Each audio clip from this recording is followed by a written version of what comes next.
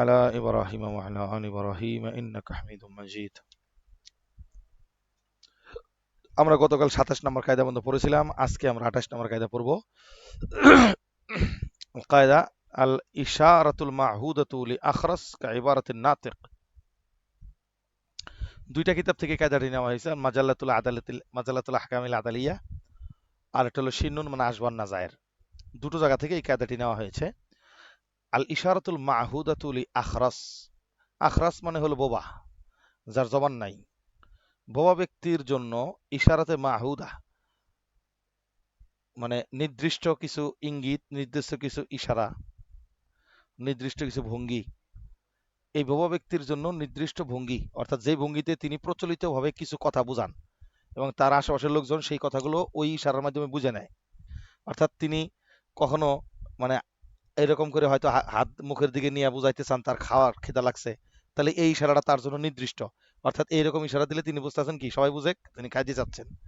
এরকম করে তিনি কিছু কিছু কথা তার আত্মীয় স্বজন, তার আশেপাশের লোকজন, হ্যাঁ, তাদের থেকে তিনি ইশারা করে বুঝিয়ে থাকেন এবং তারা ওই কথাগুলো বুঝে। আমি লাস্ট গত বছর এই শীতের মধ্যে আমি একটা জামাতে গিয়েছিলাম, ওই জামাতের ভিতরে একজন বোবা পেয়েছি, জন্মগত বোবা।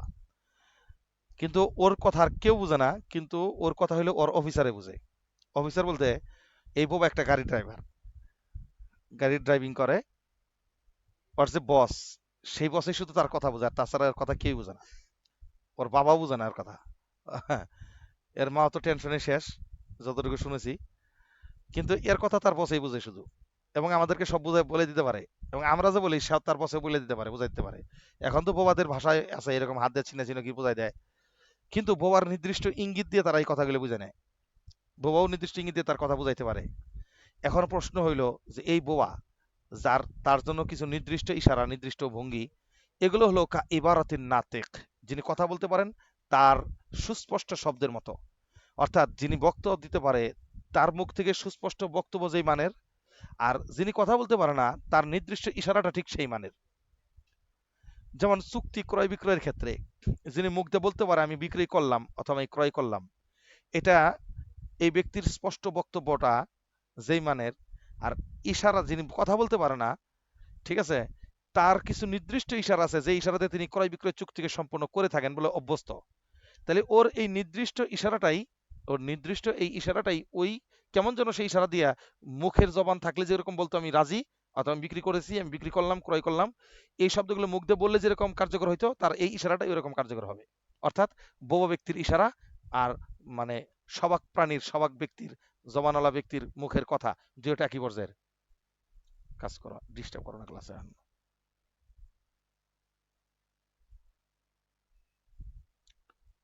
কথাটা বুঝতে পারছেন কায়দার অর্থটা? অর্থাৎ বোবা প্রাণী, নির্বাক প্রাণীর, যার বাক শক্তি নাই এমন ব্যক্তির ইশারা, এবং নির্দিষ্ট ইশারা, আইলে দিলে ইশারা না, হঠাৎ করে একটা ইশারা করছে এটা না, যে ইশারাতে তিনি অভ্যস্ত, তার আশেপাশে লোকজন বুঝে এই ইশারাতে কি বোঝাইছে। তো এরকম নির্বাক প্রাণীর অর্থাৎ বোবা ব্যক্তির নির্দিষ্ট ইশারা আর মানে যিনি কথা বলতে পারেন তার মানে সুস্পষ্ট কথার সমপর্যায়ের। ঠিক আছে? অর্থাৎ একজন সুস্পষ্ট ব্যক্তির, বাকশীল ব্যক্তির কথা যেই পর্যায়ের, একটা নির্বাক প্রাণী মানে বোবা প্রাণী ব্যক্তির, বোবা ব্যক্তির নির্দিষ্ট ইশারাটাও ঠিক সেই মানের, একই হুকুমে ধর্তব্য হবে। আচ্ছা, এখন এই বোবা প্রাণী বলতে, এই বোবা মানুষ বলতে কোন বোবা? জন্ম থেকে বোবা, নাকি কিছুদিন সে কথা বলতে পারছে, মাঝখানে সমস্যার কারণে জবান দিয়ে কথা বলতে পারে না, আবার কিছুদিন পর হয়তো আবার বলতে পারবে, সম্ভাবনা আছে, এরকম কোন বোবা উদ্দেশ্য? প্রথম কথা, এই বোবা দ্বারা যিনি জন্মান্ধ, ওই বললাম মানে জন্ম থেকে বোবা এমন ব্যক্তি উদ্দেশ্য। আগে কথা বলতে পারতো, এখন হঠাৎ করে অসুস্থ হয়েছে, এই বোবা উদ্দেশ্য নয়। ভবিষ্যতে কথা বলার সম্ভাবনা আছে চিকিৎসা করার পরে, এরকম বোবা উদ্দেশ্য নয়, বরং যিনি জন্ম থেকে বোবা, এটা হলো সেই বোবা উদ্দেশ্য। দুই নম্বর কথা হলো বোবার ইশারা আর কথা বলা ব্যক্তির এবার সুস্পষ্ট বক্তব্যের সমপর্যায়ের কথা সত্য, কিন্তু বোবা ব্যক্তির ইশারার মাধ্যমে কোনো ব্যক্তির উপর হৎ কায়েম করা যাবে না। কোনো বোবা ব্যক্তির ইশারার মাধ্যমে অন্য কোনো ব্যক্তির উপর হৎ কায়েম করা যাবে না। ঠিক আছে কথাটা? বোবা ব্যক্তির ইশারার মাধ্যমে চুক্তি হবে, বিয়া তালাক হবে, বিয়ে সংগঠিত হবে, কিন্তু বোবা ব্যক্তির কোনো মানে ইশারার মাধ্যমে কোনো ব্যক্তির উপর কি করা যাবে না, হদ কায়েম করা যাবে না। কারণ হদ কায়েম করার জন্য যে সাক্ষী শাহাদাত লাগবে, সেটা সবাক প্রাণী লাগবে, তার জবান আছে এবং চোখ আছে, এমন এমন দুইটা শর্ত তাদের জন্য জরুরি। সুতরাং বহু ব্যক্তির ইশারা, যদিও ওই ইশারা নির্দিষ্ট, সবাই জানে এই ইশারাতে তিনি এই কথাই বুঝায়, তথাপি সেই ইশারাতে কারো উপর হদ কায়েম করা যাবে না। কারণ হদ একটা মারাত্মক জিনিস, যদি ভুল হয়ে যায় তাহলে আরেকজনের উপর জুলুম হয়ে যাবে। এজন্য সবাক প্রাণী লাগবে এবং চক্ষুষ্মান ব্যক্তি লাগবে। এজন্য সাক্ষীর মধ্যে অন্ধ ব্যক্তির সাক্ষী নাই, বহু ব্যক্তির সাক্ষী নেই। ঠিক আছে? মোট কথা হলো হদ কায়েম করার ক্ষেত্রে বোবা ব্যক্তি এবং অন্ধ ব্যক্তির কোনো বক্তব্য চলবে না, কারণ তারা কোনদিন সাক্ষী হতে পারে না। আচ্ছা, এই হলো দুইটা কথা। তাহলে একটা কথা হলো যে বোবা বলতে কোন বোবা উদ্দেশ্য, যে জন্ম থেকে বোবা। আর বোবা ব্যক্তির কথার দ্বারা সব কার্যকর হবে, চুক্তি মুক্তি সংগঠিত হবে, কিন্তু বোবা ব্যক্তির ইশারার দ্বারা কি হবে না, কোনোদিন কোনো ব্যক্তির উপরে হদ কায়েম করা যাবে না। এখন আসেন একটু মাসলা বুঝি যে বোবা ব্যক্তির ইশারা দ্বারা কি সংগঠিত হতে পারে। যেমন কোনো বোবা ব্যক্তি যদি তার ইশারার মাধ্যমে তার স্ত্রীকে তালাকের বিষয়টা বুঝায় থাকে, তাহলে ও সুস্পষ্ট বক্তব্যে যদি তালাক শব্দটা বলতো, এটা যেরকম কার্যকর হবে, ও যদি নির্দিষ্ট ইশারার মাধ্যমে কোনোদিন এরকম সবাই বুঝে যে এই কথাটা বুঝাইতেছে যে বউ চলে যাক, ও এখানে না থাকুক, ঠিক আছে, ওর সাথে সংসার করতে চাই না, এরকম কোনো কথা যদি সে বুঝাইতে পারে ইঙ্গিতে, এবং এই ইঙ্গিত দিয়ে তিনি এই কথাই বুঝে থাকেন সাধারণত, তাহলে তার এই ইঙ্গিতটা তার স্ত্রী তালাকের ক্ষেত্রে কার্যকর হবে। কারণ তার ইঙ্গিত সুস্পষ্ট বক্তব্যের কায়মাকাম। কথাটা কি বুঝতে পেরেছেন? জি। আচ্ছা, জি হুজুর। ইয়া আল্লাহ, এই হলো মূলত কায়দা। চলেন এবার 29 নাম্বার কায়দা, আল আসলু ইজাফাতুল হাদেস ইলা আকরাবি আওকাতিহি। 29 নম্বর কায়দা হলো মূলনীতি, ইজাফাতুল হাদিসি, ওই হাদেস কোনো ঘটনা সংঘটিত হয়েছে, এরকম কোনো ঘটনা, ইলা আকরাবি আওকাতিহি, ইজাফাত করা, কোনো ঘটনা সৃষ্ট ঘটনাকে সমূহ সম্ভাব্যময় কাছের সময়ের দিকে নিসবত করাটাই উদ্দেশ্য, মূলনীতি। অর্থাৎ ইজাফাতুল হাদেস সৃষ্ট ঘটনাটাকে কার দিকে নিসবত করবে, ইলা আকরাবি আওকাতিহি, সম্ভাব্য কাছের সময়ের দিকে কি করবে, নিসবত করা হবে। কোন একটা ঘটনা, হাদিস বলছে মানে কি, সৃষ্ট একটা বিষয় নিকটবর্তী সময়ের সাথে সম্পর্কিত করাই হলো তার আসল। ঠিক আছে? নিকটবর্তী সময়, তাহলে সময় একাধিক আছে, দূরবর্তী সময়, মধ্যবর্তী সময়, নিকটবর্তী সময়। কোন একটা ঘটনা ঘটার সম্ভাবনাময় সময়ের নিকটবর্তী সময়ের দিকে ঘটনাটাকে কি করতে হয়, এজাবত করতে হয়, এটাই হলো মূলনীতি। ঘটনা বুঝেন, যেমন বোঝাচ্ছি জিনিসটা, কূপের মাসলা আপনারা পড়ে আসছেন না? কূপের মাসলা, কূপের মাসলাতে হঠাৎ করে একদিন দেখতে পাইছেন যে কূপের মধ্যে একটা কি মরে রয়েছে, ইঁদুর একটা মরে রয়েছে। এখন ইঁদুর যে মরে রয়েছে, এটা কবে মরছে জানেন না, কিন্তু এই কূপের পানি দ্বারা মোটামুটি সবাই কি করে, উজু করে, গোসলও করে, আরো পাক সাফের কাজও করে। কিন্তু ইঁদুরটা নাফাকটা কবে পড়ছে বা এই মরাটা কবে মরছে এটা জানেন না। এখন এই কূপের পানি কবে থেকে নাফাক ধরা হবে, কারণ এটা যে মারা গেছে কবে থেকে এটা তো জানা নাই, কবে থেকে নাফাক নাফাক ধরা হবে। সাধারণত ওই যে বলতেছেন ইজাফাতুল হাদেস, যে ঘটনা ঘটলো, এই ঘটনাটা সাধারণত যত সম্ভব কাছাকাছি সময়ের দিকে নিসবত করতে হবে। এখন কাছাকাছি সময়ের মধ্যে দেখা গেছে ইমাম আবু ইউসুফ, আহ, উনি বলতেছেন যে এটা সাহাবাইন বলতেছেন কাছাকাছি সময় হলো, আহ, ওনার কথা হলো যে কাছাকাছি সময় বলতে কি বলতেছেন, যখন থেকে সে জানতে পারছে, যখন থেকে সে দেখতে পারছে যে মানে এর কূপের মধ্যে কি আছে, একটা ইঁদুর পড়ে রয়েছে, যখন থেকে জানছে তখন থেকে তাকে নাফাক ঘোষণা করবে। তার মানে তার আগের ইবাদত, তার আগের না কাপড় ধোয়া, সাফ সাফ উজু করা, সবকিছু ঠিক আছে, নাফাক পানিতে হইলেও সব ঠিক আছে, কিন্তু ওই কোয়াকে নাফাক ঘোষণা করা হবে কখন থেকে, যখন থেকে সে জানতে পারছে। এটা হলো ইমাম আবু ইসুর বক্তব্য। কিন্তু ইমাম আবু হানিফার বক্তব্য হলো যে না, যখন থেকে জানতে পারছে এটা কোনো দলিল না, কারণ যখন থেকে জানতে পারছে এই মরা ফাটা পচা গলা, এটা তো তার আগেও হয়েছে, তার আগে থেকে হয়ে আসতে পারে, 2 দিন 1 দিন আগে থেকে হইতে পারে। এই কারণে ইমাম আবু হানিফার বক্তব্য হলো একটু এতদাল, যে কি, দেখতে হবে যে ইঁদুর যেটা পড়ছে এটা মরে গেছে ঠিক আছে, কিন্তু ফুইলা গেছে কিনা, ফাইটা গেছে কিনা। যদি দেখা গেল যে না, শুধু মরছে, এখনো ফুলে ফাটে নাই, তো যদি ফুলে ফেটে না থাকে, তাহলে কাছাকাছি সময় বলতে শরীয়তে 1 দিন বুঝে থাকে। তাহলে 1 দিন এর জন্য যত নামাজ, যত তহরাত আছে সব কি বাদ, কোনো কিছুই হয় নাই। ওই 1 দিনে নামাজ আমার কাজা করতে হবে, কারণ এই পানি দ্বারা যত নামাজ পড়ছে, উজু করছে, একটা উজু হয় নাই, 1 দিনের হুকুম। আর যদি ইঁদুরটা ফাইটা যায় থাকে, ফুলে যায় থাকে, তাহলে হিসাব হলো 3 দিন। তাহলে বিগত 3 দিনের পিছনের যত নামাজ রোজা আছে, বড় নামাজ রোজা বলে মানে তহরাত সংক্রান্ত যত বিষয় আছে, সবকিছু কি করতে হবে, দোহরাইতে হবে। সুতরাং এই কুয়ার পানিতে যদি কেউ উজু করে থাকে 3 দিনের পিছনে সব নামাজ তাকে দৌড়াইতে হবে। এটা তো একটু কষ্ট হলে বুঝতে যে আকরাব ওয়াক্তের দিকে নিসবত হলো কিভাবে। এর তো ফুলে ফাটার সাথে মামলা গেছে, মানে আর একটু কাছে থেকে বোঝাই। এক লোক তিনি মানে মাসলা এটা বোঝা তো মুশকিল, যেহেতু আল আন হুয়া ইয়াকরাবু ইনদি ওয়া ইয়াতলুল কুরআন, ঠিক আছে। মাসালতু মাসালান আল আন উলকি ইলাইকুম মাসআলাতান আলা মানহাজি হাযাল আসল বিল লুগাতিল আরাবিয়্যা ইয়াজিবু আলাইকুম আন তাফহামা ফাহমান কামিলান মিন কালামি আইয়ুহাল ইখওয়ান ইসতামি আলাইয়া লাউ রাআইতা মানিয়ান ফি সাওবিক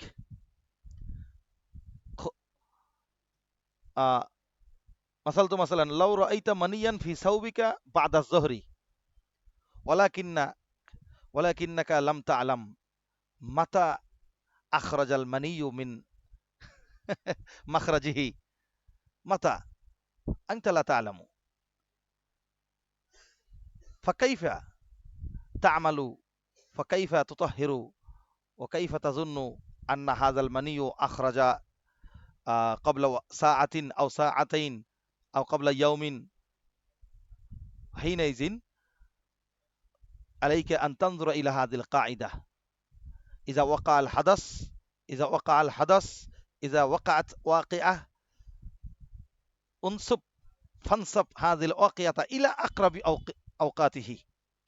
মাসালান আনতা নিমতা বিবারিহাতিল লাইল লাআল্লাল মানিয়া ইয়াখরুজু ফি বারিহাতিল লাইল ইনদান নাওম ফিল মানাম বাদাল ইহতিলাম হাযা মুমকিন ওয়া আনতা নিমতা ক্বাবলা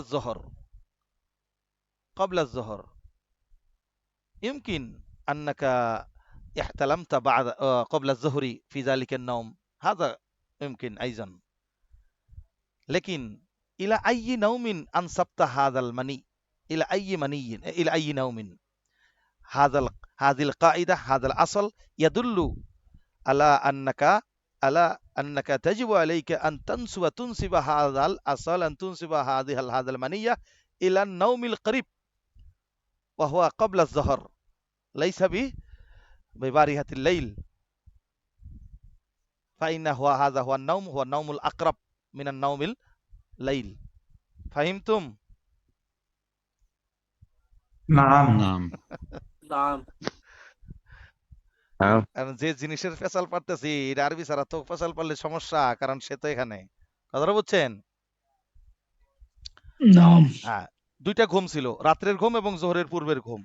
এখন এই দুই ঘুমের মধ্যে এই সমস্যার সমাধান মানে সমস্যা হইতে পারতো। এখন আপনি জোহরের নামাজের পরে এটা ফলো করছেন, তাহলে আপনি এই জিনিসটাকে কোন সময়ের সাথে সম্পর্কিত করবেন? হইতে পারে এটা জোহরের আগের যে ঘুম সেই ঘুমের মধ্যে হয়েছে, হইতে পারে রাত্রের ঘুমের মধ্যে হয়েছে। এখন বলতেছেন কি, যদি কোনো একটা ঘটনা ঘটে যায় তাহলে সেই ঘটনাকে সম্ভাবনাময় কাছের সময়ের দিকে নিসবত করবেন। তা কাছের সময় কোনটা? এখানে কাছের আওকাতের দিকে নিসবত করতে হবে। তা কাছের সময়টা হলো যে জোহরের আগের যে ঘুমটা, ওই ঘুমের মধ্যেই সম্ভাবনা আছে। সুতরাং ধরে নেওয়া হবে জোহরের আগের ঘুমেই সমস্যা হয়েছে, আর আপনি জোহরের নামাজটা ওই সমস্যা নিয়েই পড়েছেন, সুতরাং জোহর নামাজটা শুধু দৌড়াইতে হবে। কারণ এখন যদি এইটা ফজরের সময়ের ওই আগের ঘুমটা ধরা হয়, তাহলে ফজরও দোহানো লাগবো, জোহরও দোহানো লাগবো। কিন্তু উসুল দেখাইতেছে কি, যে আকরবে অক্তের দিকে। এখন প্রশ্ন হইতে পারে যে আকরবে অক্টেই কেন তাইন করলো? কারণ আকরবে অক্টটা নিশ্চিত, আবাদে অক্টটা নিশ্চিত না, এটা হতেও পারে নাও হতে পারে। যদি আকরবে অক্ত ধরে আর ঘটনা ঘটে থাকে আগে, তাহলে মানে অবশ্যই আকরবে অক্তেটা কি থাকলো, ওই আবাদের অক্তের মধ্যে থাকলোই। কথাটা বুঝেন নাই? এটা হলো মানে যে কোনো সংখ্যার মধ্যে কম সংখ্যাটা মোতায়াক্কান থাকে, বেশি সংখ্যাটা হলো মুহতামাল থাকে। ঠিক আছে, সবসময় কমটা থাকে কি মুতায়াক্কান, বেশি সংখ্যাটা থাকে কি মুহতামাল। এই জন্য উসুলের মধ্যে যত জায়গায় দেখবেন যে তারিখ, সংখ্যা, পরিমাণ এগুলো নির্ধারণ করার ক্ষেত্রে হানাফি মাযহাব বেশিরভাগ ক্ষেত্রে কি করে, কম সংখ্যাটা তাইন করে। কেন? কমটা মুতায়াক্কান, কমটা সুনিশ্চিত, ঠিক আছে, অধিক সংখ্যাটা মুহতামাল। সবার মানে সোফার অধ্যায়েও দেখবেন একই হিসাব, কিতাবুল বইয়ের মধ্যে বিভিন্ন মাসআলা আছে একই হিসাব, আরো বিভিন্ন জায়গায় জায়গায় দেখছি যে কম সংখ্যাটাকে তারা তাইন করে, কারণ কম সংখ্যাটা একিন নিশ্চিত। ঠিক আছে, আল্লাহ। আচ্ছা, যা হোক, তাহলে এই বিষয়টা বুঝাইলাম মনির বিষয়টা, এটা যদি কেউ দেখে থাকে জোহরের পরে তাহলে তার সেটা কোন সময়ের সাথে নিজবত করবে এটা? দুইটা ঘুম পারছে, রাত্রের ঘুম, জোহরের পূর্বের ঘুম, তাহলে অবশ্যই কোন ঘুমের সাথে?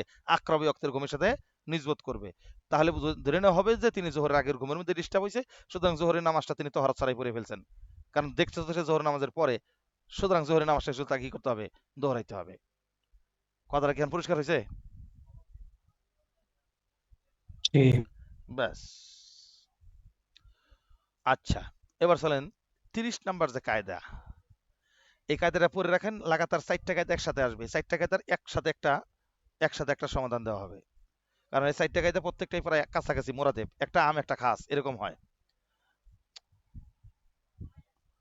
আল আসলু বারাআতু জিম্মা, মূলনীতি হইল দায়মুক্ত থাকা, দায়িত্ব থেকে মুক্ত থাকাই হইল আসল। দায়িত্ব থেকে মানে আমার জিম্মায় কিছু না থাকাটাই হইল আসল। মাথায় রেখেন কথাটা, তর্জমা কি করলাম? এই, বারাআতু জিম্মা মানে দায় থেকে মুক্ত থাকা। তো মূলনীতি হলো দায় থেকে মুক্ত থাকা, অর্থাৎ যে কোনো দায়িত্ব থেকে মুক্ত থাকাটাই ছিল আসল, দায়িত্ব আসে পরে। জন্মের সময় কি দুনিয়াতে দায়িত্ব নিয়ে আর কেউ আসে নাকি? না।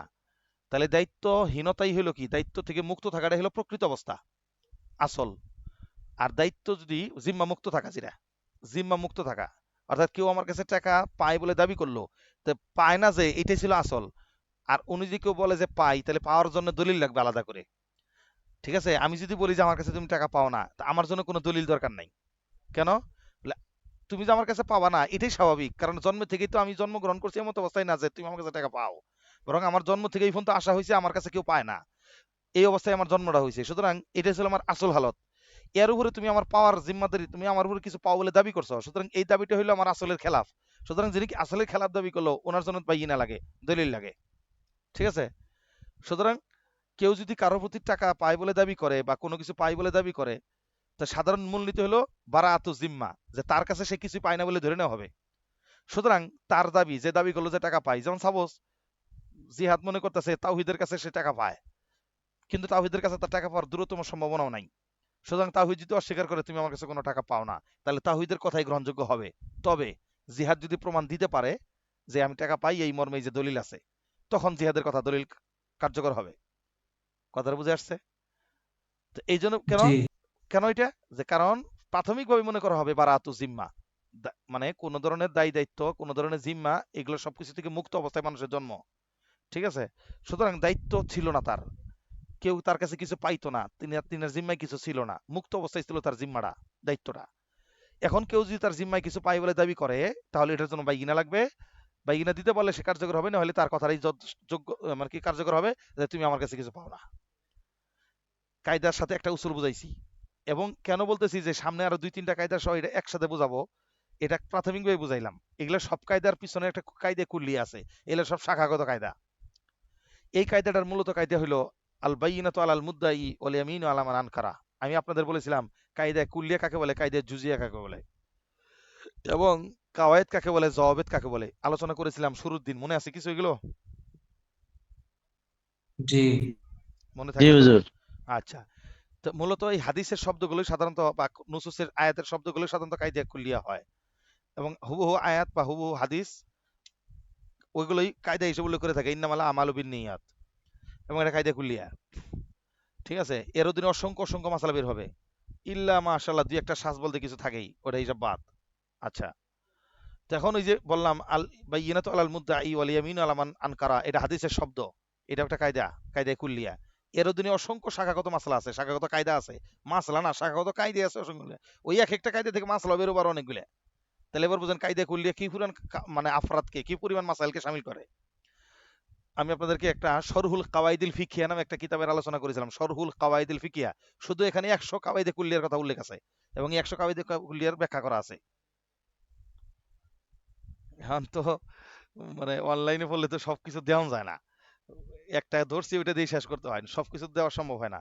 3-4 ঘন্টা তাহলে ক্লাস করা লাগবে। ঠিক আছে, আমার ইচ্ছা থাকলেও আপনাদের সুযোগ হবে না, আপনাদের সুযোগ থাকলেও আর আমার ইচ্ছাও কাজ হবে না, অনেক কিছু সুযোগ নাই। বাকি কিতাবগুলোর যে নাম বলি এগুলো মাথায় রেখে যদি নোট করে নেন, জীবনে কোনো একদিন কিতাব যদি পড়াশোনা করেন, কাজ হয়ে যাবে। আমি একটা কথা বলি আপনাদেরকে, এই কথাটা মাথায় রাখবেন। আপনাদের ভিতরে একটা অভাববোধ থাকবো যে আমরা অফলাইনে পড়তে পারি না, আমরা অনলাইন পড়তেছি। এই অভাববোধ যদি কারো থাকে তাহলে জীবনে সে অফলাইন আলাদের থেকে উপরে উঠবে ইনশাল্লাহ, লিখে দেন কথাটা, লিখে রাখেন যে ইনশাল্লাহ সে উপরে উঠবে, যে এই অভাববোধ থাকে। কারণ মানুষকে বড় করে তার অভাববোধ, তার ভিতরের স্বল্পতা, তার ভিতরের নিজের অপরাধবোধ, নিজের ভিতরে কমতির এই জ্ঞানটা মানুষকে কি করে, উঁচা করে, বড় করে। আমি বাংলাদেশের সবচেয়ে মানে ফুনুনি শাস্ত্রের প্রাজ্ঞ ব্যক্তি যাদেরকে পাইছি, তারা কেউই একাডেমিকলি ওই শাস্ত্রের উপর পড়াশোনা করে নাই, এবং তাদেরকে এই লাইন পর্যন্ত বড় করছে হলো ওই জিনিসটা, কোন জিনিস, যে তাদের মধ্যে ওই দন্যতা সবসময় কাজ করছে। আমি এটা একাডেমিকলি পড়ি নাই, সুতরাং আমাকে বহু বিষয় জানতে হবে, বহুত কিছু জানতে হবে, না জানি তারা ক্লাসে কত কিছু জানিয়ে ফেলছিল। আমি আব্দুল মতিন সাহেব হুজুরকে জিজ্ঞেস করছিলাম, যিনি উলুমুল হাদিসের, এখন যদি আব্দুল মালিক সাহেবের হামপাল্লা কাউকে মনে করা হয়, তাহলে এটা বাংলাদেশে একজনই আছে, এটা এই আব্দুল মতিন সাহেব, আমাদের জামিয়াতুল উলুম ইসলামিয়ার। তিরমিজির সরা লেখছেন কত বড়, কিফায়াতুল মুক্তাজি 17 খণ্ডের, বৈরুত থেকে ছাপতেছে তারা নিয়ে নিয়ে, এবং বলছেন ইবনে রজব হাম্বলির পরে সবচেয়ে প্রখ্যাত বিশেষ মানে সবচেয়ে মাকবুল গ্রন্থ এটাই হবে, এবং মোকাম্মাল গ্রন্থ তিরমিজির সরার মধ্যে। কত বড় কিতাবটা লিখছে চিন্তা করেন। হুজুর, আমি তিরমিজি হুজুর কাছে পড়েছি, নকবাতুল ফিকারের হুজুর কাছে পড়েছি, উলুমুল হাদিসের 16টা কিতাব হুজুর কাছে পড়ছি আমি, শুধু উলুমুল হাদিসের। চিন্তা করতে পারবেন না, নকবাতুল ফিকার পড়ার সময় কমপক্ষে 15 থেকে 16টা কিতাব, মানে খালি বলতো হুজুর আজকে এই কিতাব কিনতে হবে, সাথে সাথে কিনা শেষ, এই অধ্যায়টা এখান থেকে মোতালা করতে হবে। ওখান যায় দেখি ওই অধ্যায় নিয়েই খালি ওই একটা কিতাব লিখছে, ওই একটা অধ্যায় নিয়েই একটা কিতাব লিখছে। আশ্চর্য হয়ে গেলাম। কফুল আসার আলা মুস্তালাহিল আসার, কফুল আসার একটা কিতাব, শাইখ আব্দুল ফাত্তাহ আবুকুদ্দা সাহেবের লেখা, দেখে তো হয়রান। এই একটা কিতাব শুধু কেনা লাগছে আমাদের একটা মাসলা বোঝার জন্য। এরকম কয়টা কিতাব নাম বলবো, একটা মাসলা বোঝার জন্য, একটু শুনলেই বুঝবেন। আন আমর ইবনে শুআইব আন আবিহি আন জাদ্দিহি, একটা সনদ আছে না, বারবার আসে বারবার আসে, আন আমর ইবনে শুআইব আন আবিহি আন জাদ্দিহি। দাওরার বছর যারা পড়ে আসছেন এরকম সনদ শুনছেন না বারবার, আন আমর ইবনে শুআইব আন আবিহি আন জাদ্দিহি। জি জি হ্যাঁ, এই সনদটার বিষয়টা শুনেন। এখানে ইমাম বুখারী রহমতুল্লাহ একটা বারের জন্য এই সনদের একটা হাদিসে তিনি বুখারী শরীফে আনে নাই। কেন আনে নাই তারা জিজ্ঞেস করা হয়েছিল। উনি বলছেন যে আন আমর ইবনে শুআইব আন আবিহি, আবিহির হিজুমের মার্জাকে, আমর না শুআইব, একটা এশকাল। আবার আন জাদ্দিহির, এই জাদ্দুনটা কে, আমরের দাদা নাকি শুআইবের দাদা? এখন এই জাদ্দিহির হিজুমের মার্জাকে, হিজুমের মার্জা কি মানে আমরের বাপের বাপের দাদা নাকি আমরের দাদা? মানে এখানে এতগুলো সম্ভাবনা আছে, এতগুলো সম্ভাবনা থাকার কারণে সনদটা গলত মলত হয়ে একটা বড় ধরনের পল্টিবাজ হয়ে যায় সনদ। যে এই আমর ইবনে আন আমর ইবনে শুআইব আন আবিহি আন জাদ্দিহি, আবুন কারা জাদ্দুন কারা, হিজুমের মার্জা কারা, জাদ্দুহির এই হিজুমের মার্জা কারা, এই মার্জা আর বাপ আর দাদা নিয়ে একটা পেঁচ লাগাইয়া ইমাম বুখারী কইছে আমার তো পেঁচের দরকার নেই, এই হাদিস সহিহ হইলো আমি নিতাম না, আমার কিতাবে একটা হাদিস আনে নাই। তো এখন এইটার বিশাল গবেষণা করে করে সমাধান করার জন্য একটা কিতাব লেখা হয়েছে কফুল আসার। চিন্তা করে দেখেন আবার, শাইখ আব্দুল ফাত্তাহ রহমানের এত মোটা কিতাব, কিতাবটার দাম বৈরুত থেকে ছাপছে, এটার দাম 800 টাকা। নুকাত আলা ইবনে সলা, ইবনে সলা লিখছেন যেটা নুকাত, এটার উপর আবার ইবনে হাজার আসকালানি নুকাত লিখছেন, মুকাদ্দমে ইবনে সলার উপরে নুকাত আলা ইবনে সলা লিখছেন, সেটা কিনাইছে আমাদেরকে।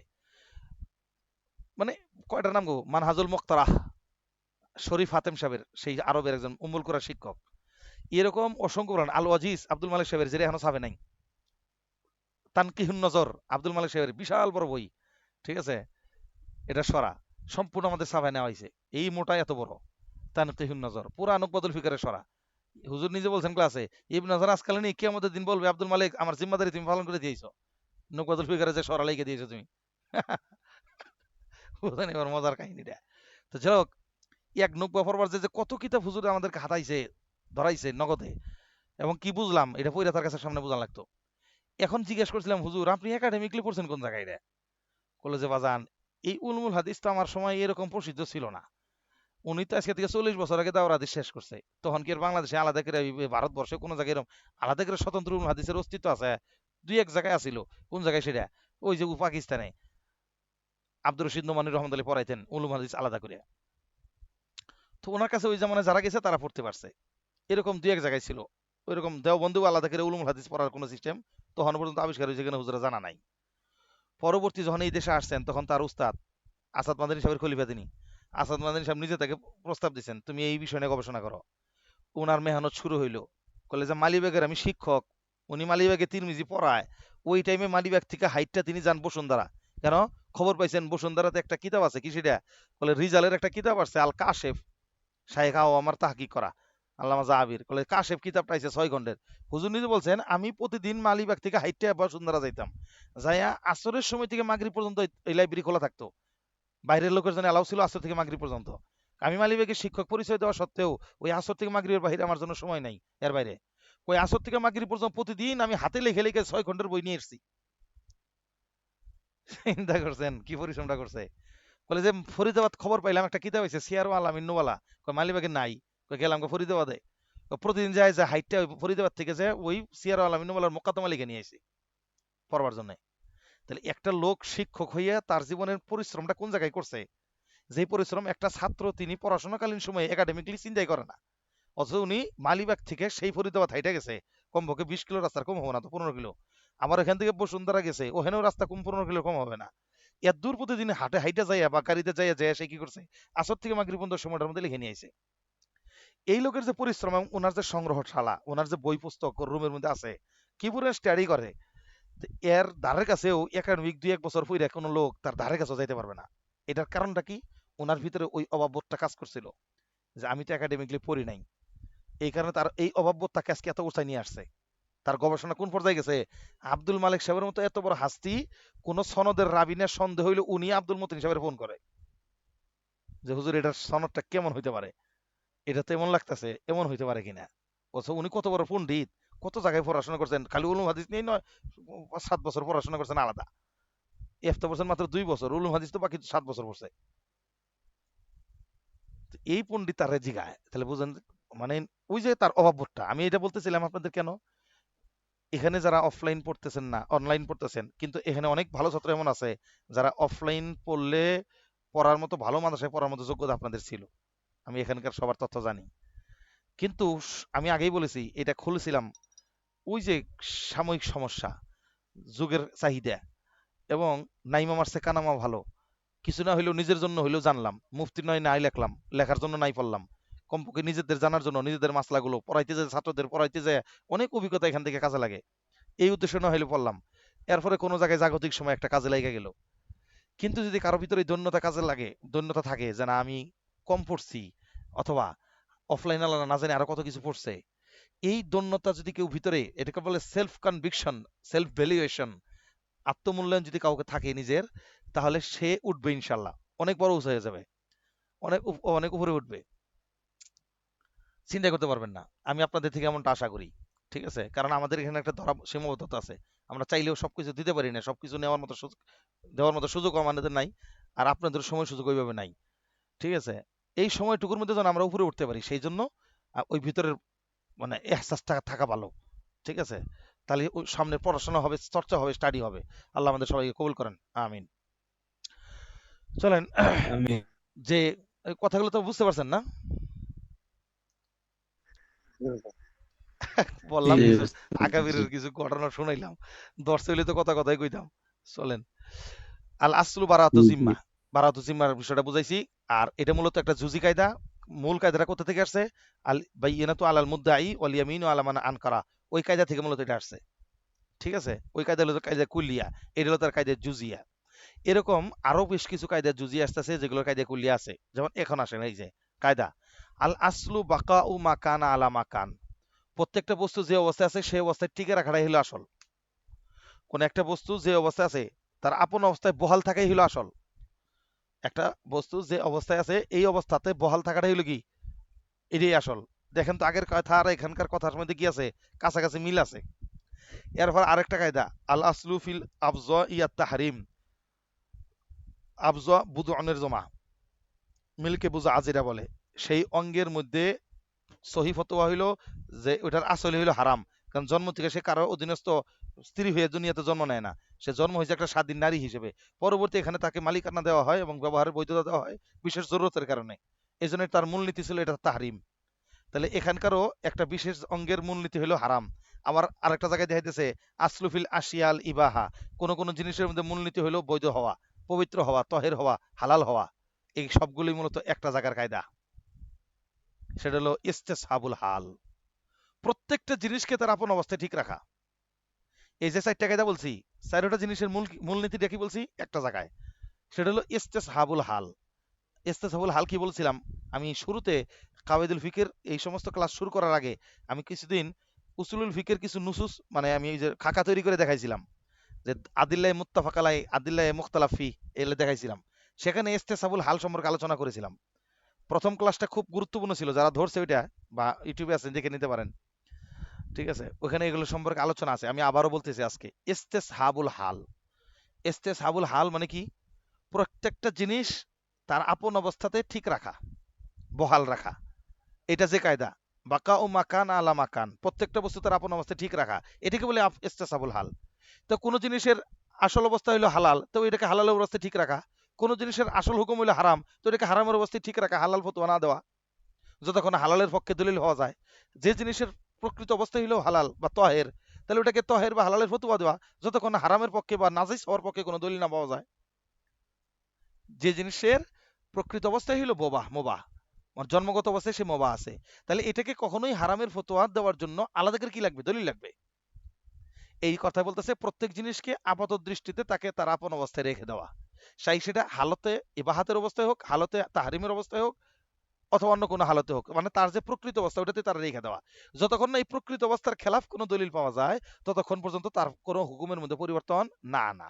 এটাকে একসাথে বলে ইস্তেসাবুল হাল। ইস্তেসাবুল হাল মানে প্রত্যেক বস্তুকে তার প্রকৃত অবস্থার উপরে ঠিক রাখা। কথাগুলো কি বুঝতে পেরেছেন? জি আচ্ছা, এগুলোর একটারও মেসেজ দিব না, ইস্তেসাবুল হালটাকে আগে ক্লিয়ারলি বুঝাই নেই। এখনো 6 মিনিট আছে, অনেকক্ষণ বোঝানো যাবে ইনশাল্লাহ। আচ্ছা, এখন আসেন, ইস্তেসাবুল হালের মধ্যে মোট 3টা সূরত কায়েম হয়। ইস্তেসাবুল হালের মধ্যে কয়টা সূরত কায়েম হয়? 3টা। এক তিনটা। নম্বর হলো যে প্রতিটা বস্তু তার আসল হলো তার বৈধতা, সুতরাং অবৈধ হওয়ার জন্য দলিল লাগবে। এই কথাটা প্রথম বলছি আমি। প্রত্যেকটা বস্তুর আসল হলো বৈধ হওয়া, অবৈধ হওয়ার জন্য কি লাগবে? দলিল লাগবে। যেটা হলো এই কায়দা আসলুল আল আসরুফিল আশিয়া আল ইবাহা, প্রত্যেকটি বস্তুর মধ্যে মূলনীতি হলো মোবাহ। তাহলে অবৈধ হওয়ার জন্য কি লাগবে? আলাদা করে দলিল লাগবে। এখন এই কায়দার দলিল কোনটা? এই কায়দাটা কোত্থেকে আসছে? আল আসরুফিল আশিয়া আল ইবাহা, অসংখ্য হাদিসের মধ্যে এটার নজির আছে, কোরআনের আয়াতেও আছে।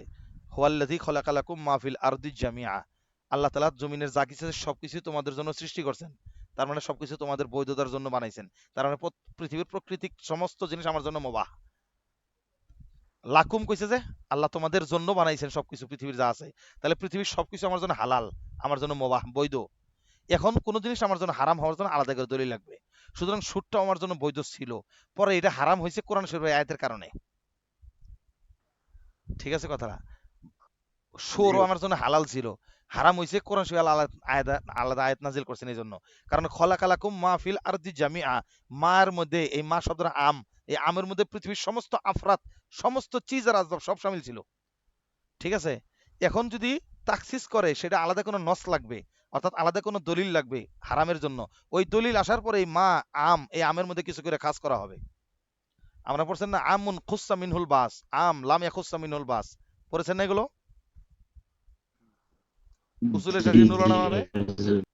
পড়ছেন তো, তাই না? জি সেইটার এখন আসেন যে এই আয়াতটা হুয়াল্লাযী খলাকালাকুম মা ফিল আরদি জামিয়া, পৃথিবীর সবকিছু তোমাদের জন্য বৈধ করেছেন আল্লাহ তাআলা। তাহলে এটা তো আমভাবে সবকিছু ছিল আমাদের জন্য হালাল। তাহলে এটা সম্পূর্ণ মাটা আম, মা শব্দটা এখানে কি আম।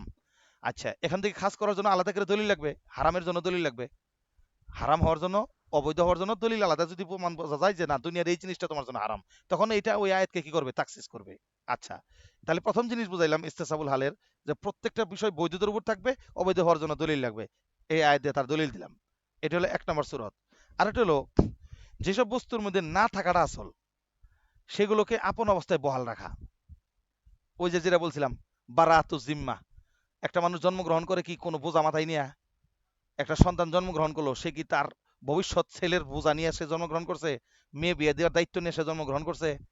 অথবা কেউ আমার কাছে টাকা পাবো এরকম টাকা একটা থেকে ঋণগ্রস্ত অবস্থায় জন্মগ্রহণ করছে?